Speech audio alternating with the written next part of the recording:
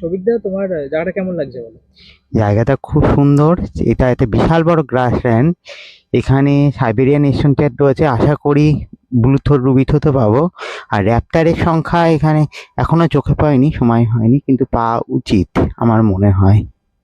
এবং আমরা এবার জায়গাটাতে সামনের দিকটা এগিয়ে যাবো। এসছি। ওই দিকটাতে কিন্তু রেড মুনিয়া গুলো আছে। হ্যাঁ, রেড মুনিয়ার খোঁজের জন্য আমরা যাব। চলো তাহলে কেন যাক, হ্যাঁ, দেখছি আর চল। কি কি পাওয়া যায়। চলো। এটা হচ্ছে এরকম টাইপ বলতে, বলো।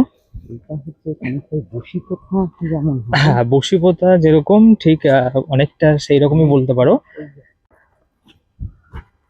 আজকে তো সৌভিকদাকে নিয়ে এসেছি, আমি আপনাদের দেখালাম। তো সৌভিকদাও নিজেও বলছে যে এখানে আহ, লোকে যে এত বসিবতা হালি শহর করে, তার থেকে কিন্তু এখানে অনেক বেটার।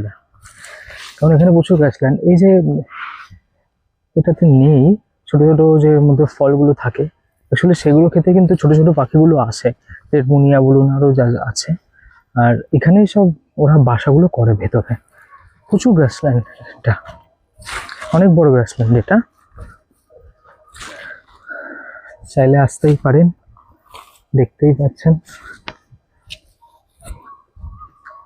ছবি যারা তোলেন তাদের কিন্তু খারাপ লাগবে না, যে কোনো সময়।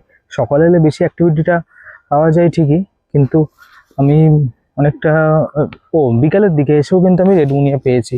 আর সেটা কম সংখ্যায় নয়, বেশ ভালো একটা সংখ্যাতে আমি পেয়েছি। এবার আমরা চলে এসেছি তেলেনিপাড়া, ছাড়লাম এখান থেকে। সামনে থেকে শুরু হচ্ছে আপনার সেলিমপুরের মাঠ। সেলিমপুরটা এখান থেকে শুরু। ওই দিকটা সেলিমপুরের জমি বলা হয়, ওদিকে সব চাষ হচ্ছে। এদিকটাতে এবার ঢুকবো আমি আর সুবিধা। দেখা যাচ্ছে? দাঁড়াও, ওইভাবে ধরো। বলো, এবার বলে দাও একবার। ইউরেশিয়ান ওয়েনাক একটু আগে পাওয়া গেছে এখানে। মোটামুটি শাহপুরে যা আছে সব এখানেও আছে। শাহপুরটা যদি কোনো কারণে বন্ধই হয়ে যায়, যা রিসর্ট ফিসর্ট এখন হচ্ছে, তারপরে মনে হয় সব পাখি এইদিকেই চলে আসবে আস্তে আস্তে। এটা কি গেল না?